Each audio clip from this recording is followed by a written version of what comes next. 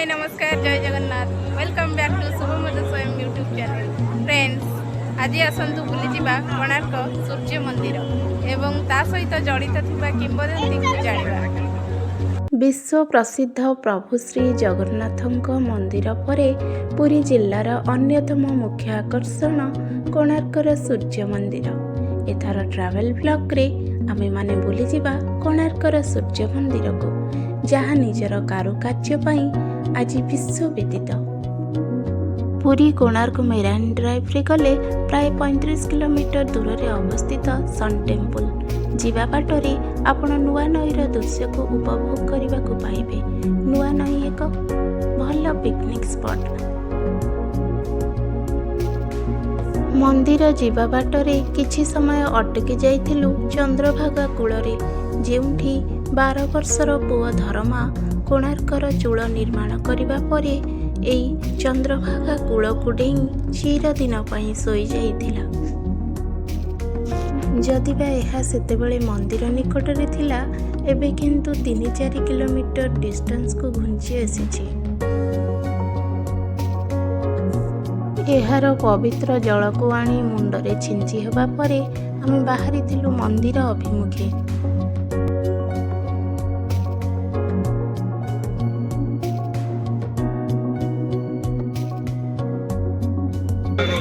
Friends finally आसी पहुंची गलु आमे सन टेम्पल सूर्य मंदिर रे। चलंतु बुली देखिबा आज मनमोहक दृश्य। मंदिर भीतर पाख परिवेशर दृश्य खूब सुंदर होइछि। लोकमानंक मनोरंजन निमंते पार्क स्टाइल गछ कटिंग सहित स्थाने स्थाने बसिबार मध्य सुविधा रहिछि। देखंतु एपटे टिकेट पाई मध्य लंबा लाइन लागिछि।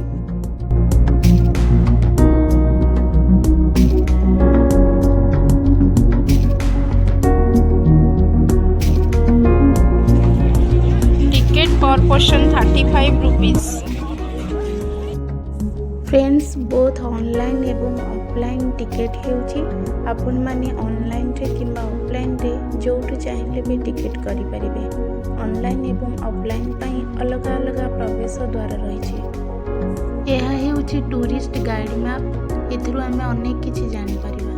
मेन एंट्रेंस एटा मेन एंट्रेंस रु जीवा नाट मंडप को। नाट मंडप परे जो बड़ मंदिर आपण मानक दृश्य मान हेबो ताहा ही हेउची सूर्य मंदिर बा सन टेम्पल।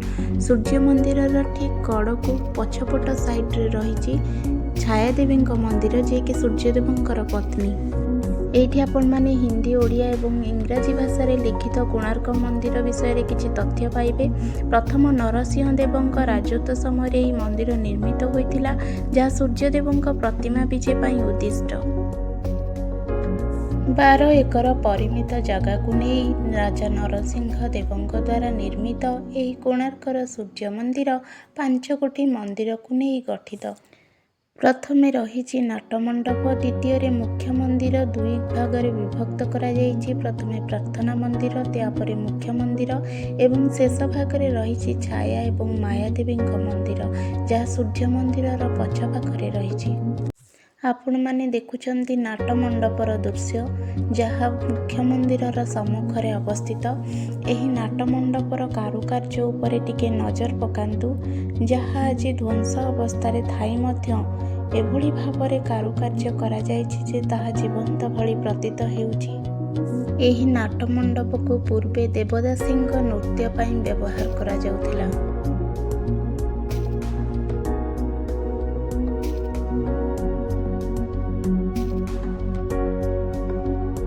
आखि झलसी गला भଳି कारुकार्य कारीगरर निहण मुନରେ सते जेमती पत्थर रे निर्मित मूर्ति गुड़िक जीवंत होई गला भଳି प्रतीत हेउछि।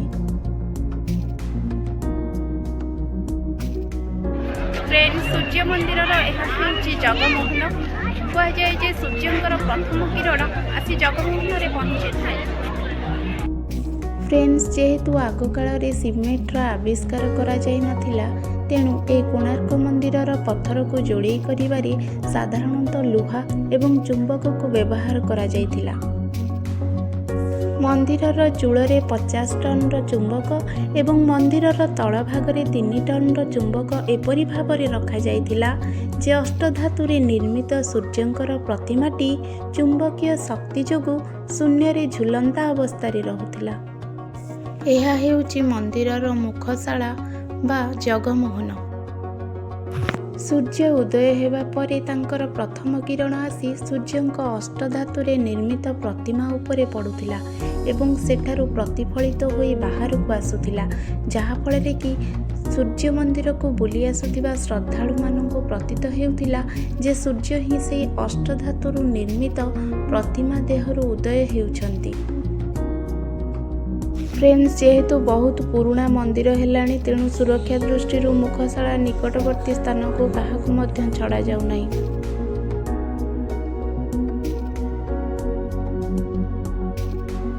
ଉତ୍କଳର ଏହି ଗୌରବ ଗାଥା ବହନ କରୁଥିବା କୋଣାର୍କ ସୂର୍ଯ୍ୟ ମନ୍ଦିର ଆଜି ଭଗ୍ନ ଅବସ୍ଥାରେ ସତ, ମାତ୍ର ତାର କାରୁକାର୍ଯ୍ୟ ଏବଂ ତାର କଳାକୃତି ଆଜି ମଧ୍ୟ ଦର୍ଶକର ମନକୁ ମୋହିତ କରେ।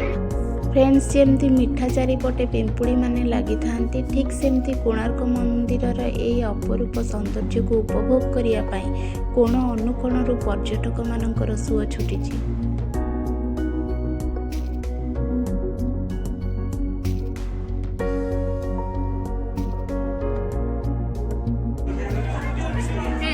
ଏହି କୋଣାର୍କ ମନ୍ଦିର ନିର୍ମାଣ ପଛରେ ରହିଛି ଅନେକ କିମ୍ବଦନ୍ତୀ।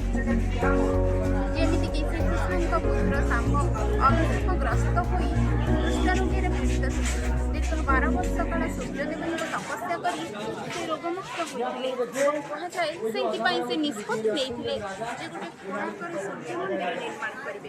ଏବଂ ଆଉ ଏକ କିମ୍ବଦନ୍ତୀ କୁହାଯାଏ ଯେ ଲାଙ୍ଗୁଳା ନରସିଂହ ଦେବ ସେ 1200 ବଢ଼େଇଙ୍କୁ ନିୟୋଜିତ କରି ଏ କୋଣାର୍କର ସୂର୍ଯ୍ୟ ମନ୍ଦିର ନିର୍ମାଣ କରାଇଥିଲେ।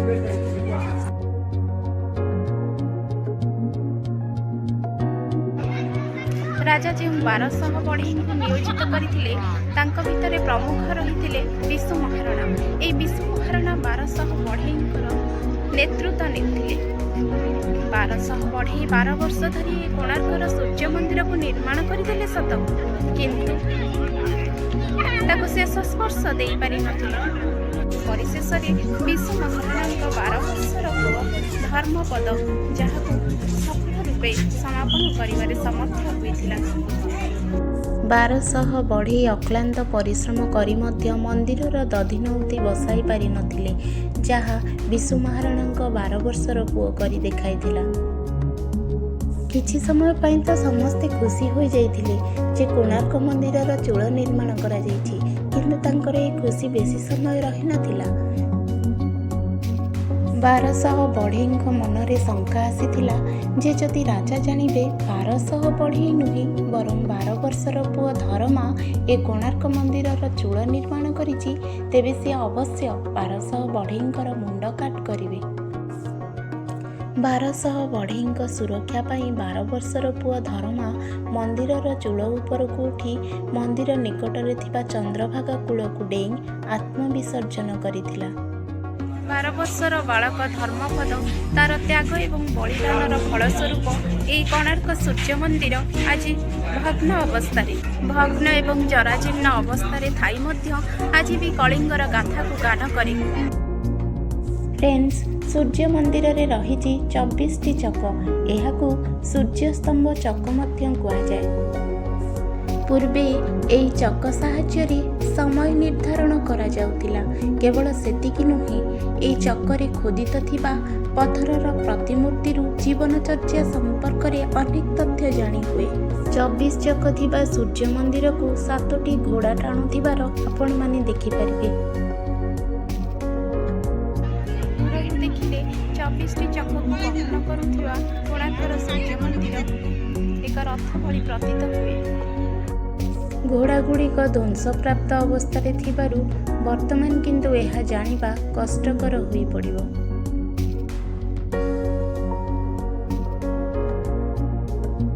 ଫ୍ରେଣ୍ଡସ୍, ଏହା ହେଉଛି ଦକ୍ଷିଣ ପଟ ସାଇଡ୍, ଯାହାକୁ ସମ୍ପୂର୍ଣ୍ଣ ରୂପେ ସିଲ୍ କରି ଦିଆଯାଇଛି। ଏଠାରେ ଲେଖା ଅଛି ଏହି ସ୍ଥାନଠାରୁ ମନ୍ଦିର ସ୍ଥାପତ୍ୟ ଉପରେ ଚଢ଼ିବା ସମ୍ପୂର୍ଣ୍ଣ ନିଷେଧ। ସୁରକ୍ଷା ଦୃଷ୍ଟିରୁ ଏହାକୁ ବନ୍ଦ କରି ଦିଆଯାଇଛି।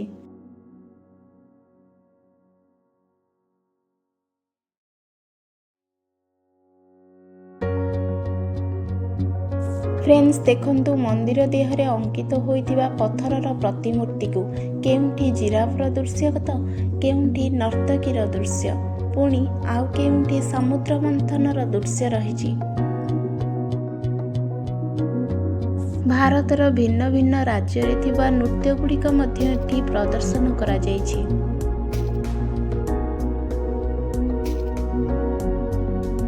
भगवानकर 10 अवतार सांगकु जीवनचर्या संपर्क रे अनेक तथ्य एई खोदित प्रतिमूर्ति रु जानिबाकु मिले। फ्रेंड्स वीडियो भल लागुथिले लाइक शेयर एवं सब्सक्राइब करबाकु भूलिबेनी।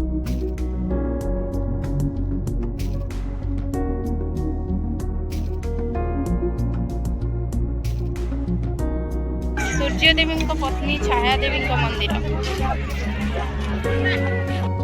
यह हेउछि छाया देवी मंदिर।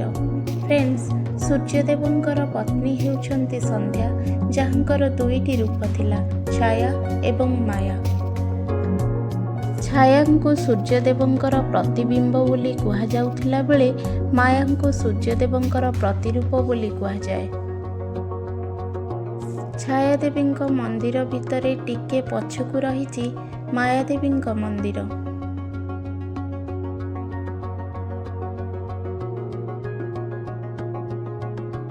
फ्रेंड्स आपण माने देखुचंती कोणार्क मंदिरर संध्याकालीन दृश्य।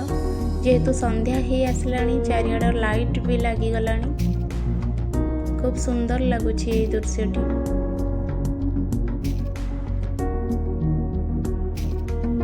फ्रेंड्स आपण मानकु किछि इनफॉरमेशन दबा पई चाहिबी जे कोणार्क मंदिर संध्या 7टारे क्लोज हुए। जदि आपण माने प्लानिंग करछंती निश्चित भाव रे दिनरु ही प्लानिंग करंतु एवं संध्या 7:30 रु 8:30 पर्यंत यार लाइट शो चले। आपण चाहिए अलगा 50 टकार टिकेट करी लाइट शो मध्य देखि परिबे। लाइट शो प्रति सोमवार दिन बंद रुहे। फ्रेंड्स मंदिर रु खसीथिबा किछि पत्थर एवं भग्न मूर्ति को एभली भाबरे साइतिकी रखा जाइछि।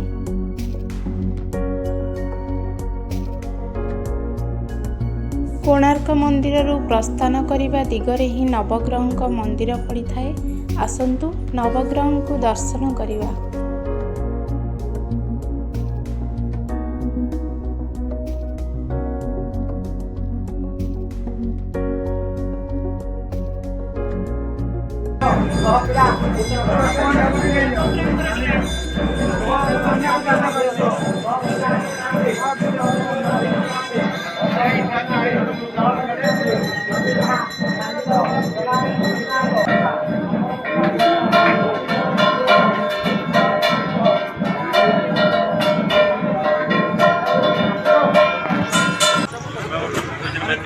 कोणार्कर कारुकार्य जेमती दर्शकों प्राण को मोहित करे ठीक सेमती धर्मपदर किंवदंती समस्त को व्यथित करे।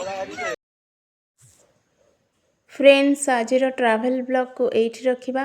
वीडियो केमती लागिछि आपण मानक मतामत जणैबे। भल लागुथिले लाइक शेयर सब्सक्राइब करने को भूलिबेनी। रहुछि जय जगन्नाथ।